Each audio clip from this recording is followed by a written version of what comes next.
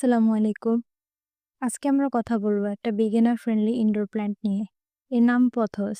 পথসের কিন্তু অনেক ধরনের ভ্যারাইটি আছে। আমার এখানে মোটামুটি ৬-৭ ধরনের পথস এভেলেবেল। এই গাছটা শুধু ঘরের শোভা বাড়ায় না, বরং বায়ু বিশুদ্ধ করতেও সাহায্য করবে। চলুন জেনে নিই এই গাছটার যত্ন নেওয়ার সহজ কিছু টিপস।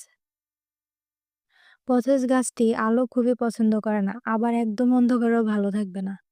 মাঝারি আলো যেমন জানালার পাশে ছায়াযুক্ত আলোই সবচেয়ে উপযুক্ত। জানালার পাশে রাখার জন্য কমন মানি প্ল্যান্ট যেটাকে গোল্ডেন পথস বলা হয় ওইটাই ভালো। ডিরেক্ট সানলাইটে রাখবেন না, পাতাগুলো পুড়ে যেতে পারে। আর ভেরিগেটেড পথস যতগুলো আছে অবশ্যই এটা ইনডিরেক্ট সানলাইটে রাখবেন, না হয় রিভার্টেড হয়ে যাবে। আর রিভার্টেড হয়ে যাওয়ার মানে কি? এর মানে হচ্ছে গাছের পাতা একদম সবুজ হয়ে যাবে। পানি কিভাবে দিলে ভালো? এই গাছ যেহেতু ইনডোর তাই বেশি পানি সহ্য করতে পারে না, তাই অবশ্যই মাটি শুকিয়ে গেলে পানি দিবেন। আর গাছের টবের নিচে যাতে ছিদ্র থাকে, ড্রেনেজ সিস্টেম ভালো থাকে সেটার প্রতি খেয়াল রাখবেন।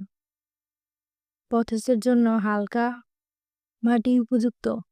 হালকা করতে কোকোপিট ব্যবহার করতে পারেন। হ্যাঙ্গিং পথস যদি বানান তাহলে কোকোপিটের ব্যবহারটাই ভালো, কারণ কোকোপিট হালকা।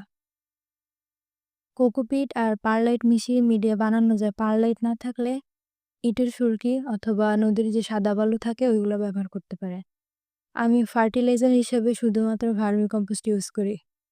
অন্য কোনো ফার্টিলাইজার ব্যবহার করাটা আমার পছন্দ না। আপনি চাইলে করতে পারেন।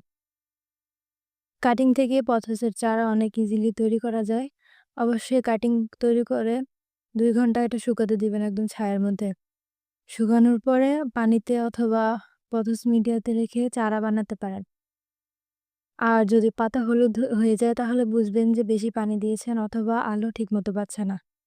আর পাতা যদি ঝুলে যায় এর মানে হচ্ছে পাতা পানি কম পাচ্ছে। আর পোকামাকড় দেখা গেলে নরম কাপড় দিয়ে মুছে দিবেন।